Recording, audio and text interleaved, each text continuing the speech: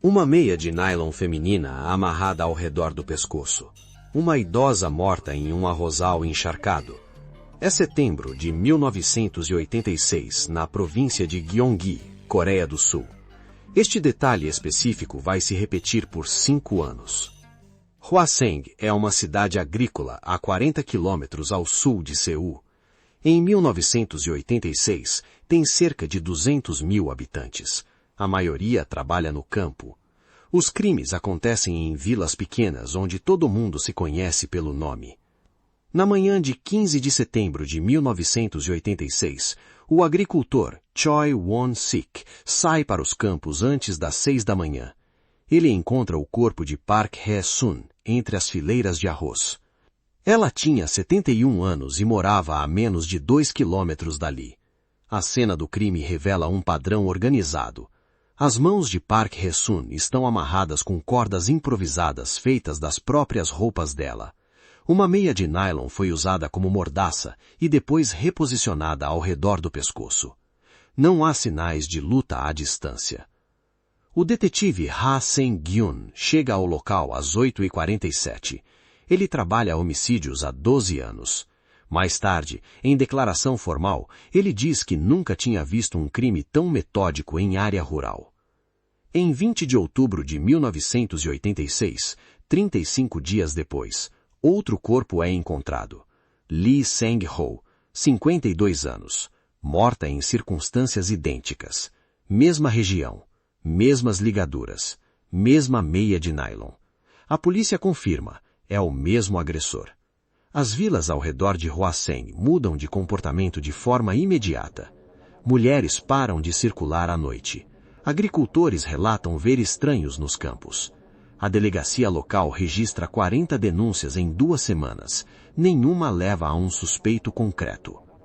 Nos 5 anos seguintes, mais 8 mulheres serão mortas da mesma forma em Hwaseong. A investigação vai durar mais de 3 décadas. A questão que ninguém consegue responder em 1986 é esta. Quem mora nestes campos e conhece cada trilha, cada arrozal, cada caminho sem iluminação? Entre 1986 e 1991, 10 mulheres são assassinadas na região de Hwaseong. A polícia começa a mapear os casos lado a lado. Um padrão emerge. 7 das 10 vítimas usavam roupas vermelhas ou com detalhes em vermelho no dia do crime. A recorrência é documentada em relatório policial de 1989. 8 dos 10 homicídios ocorreram em dias de chuva ou logo após períodos de chuva. Os investigadores registram o dado, mas não sabem como utilizá-lo. O governo sul-coreano autoriza a maior mobilização policial da história do país até aquele momento. Ao longo de toda a investigação, mais de 2 milhões de policiais são enviados à região de Hwaseong. Mais de 21 mil suspeitos são interrogados. Cerca de 570 homens são presos temporariamente durante a investigação. Nenhuma prisão resulta em condenação. Em 1988, a perícia coleta amostras biológicas do 5º crime. O laboratório forense de Seul não tem equipamento para análise de DNA. A técnica ainda não existe na Coreia do Sul. Amostras de sêmen são coletadas em pelo menos 4 cenas do crime. Sem tecnologia de DNA, os peritos conseguem determinar apenas o tipo sanguíneo do agressor, tipo B. Testemunhas em 3 localidades diferentes descrevem o mesmo homem. Baixo, constituição média, rosto comum, nada que chamasse atenção. Um morador de Hwaseong diz que ele parecia um trabalhador rural qualquer. O detetive Ha Sing-gun reúne os depoimentos e encomenda um retrato falado. A imagem resultante é genérica demais para ser útil. Qualquer homem da região poderia ser o suspeito. A mídia sul-coreana passa a cobrir o caso com intensidade crescente. Jornais de Seul publicam manchetes sobre a incompetência policial. O Ministério do Interior recebe pressão direta do parlamento. Nas vilas de Hwaseong, mulheres param de sair sozinhas após o anoitecer. Escolas alteram horários, comércios fecham mais cedo. A rotina de toda uma região é reorganizada em torno do medo. Em setembro de 1991, o 10º homicídio é registrado. Depois disso, os crimes param abruptamente. A polícia não sabe se o assassino morreu, foi preso por outro crime ou simplesmente deixou a região. Em 1988, o caso Hwaseong domina as manchetes dos principais jornais sul-coreanos. A Assembleia Nacional debate o fracasso da polícia em sessão pública. O governo exige resultados. O delegado Kang Dong-wook convoca sua equipe em outubro de 1988. A ordem é clara: fechar o caso antes do fim do ano. A pressão política supera o rigor investigativo. Yoon Sang-yeol tem 22 anos e trabalha como operário na região de Hwaseong. Em novembro de 1988 é detido para interrogatório. Não há evidência física que o vincule a nenhum dos crimes. Yoon é mantido em custódia por 8 dias sem acusação formal. Policiais o interrogam em turnos contínuos. Ele não tem advogado. Ao 9º dia, assina uma confissão. Décadas depois, Yoon Sang-yeol declara que a confissão foi obtida sob tortura física e privação de sono. Ele é condenado e cumpre pena por crimes que não cometeu. A sentença dura mais de 10 anos. Em setembro de 1989, 9 meses após a prisão de Yoon, uma nova vítima é encontrada em Hwaseong. O homicídio segue o padrão exato dos 10 anteriores. Yoon está preso. O detetive Ha Sang-yoon registra em relatório interno que a prisão de Yoon foi um erro. O documento é arquivado sem resposta do comando. Ha continua investigando sozinho. Em abril de 1991, Lee Sang-ho é morta em Hwaseong. É o 10º assassinato confirmado da série. Ela tem 52 anos e voltava para casa a pé. Depois de abril de 1991, os homicídios cessam. Não há 11º crime. A investigação não tem explicação para o silêncio repentino do assassino. Entre 1986 e 2006, a polícia de Hwaseong cataloga 3.000 peças de evidência e 180 fios de cabelo coletados nas cenas do crime. Nenhum perfil de DNA utilizável é extraído com a tecnologia disponível na época. Em setembro de 2006, o prazo legal de prescrição para os crimes expira. O caso Hwaseong é oficialmente encerrado sem indiciado. 10 mulheres mortas, nenhuma condenação. Ha Sang-yoon se aposenta da polícia em 2007. Em entrevista posterior, declara que o caso Hwaseong foi o maior fracasso de sua carreira. Ele não se arrepende de ter continuado investigando.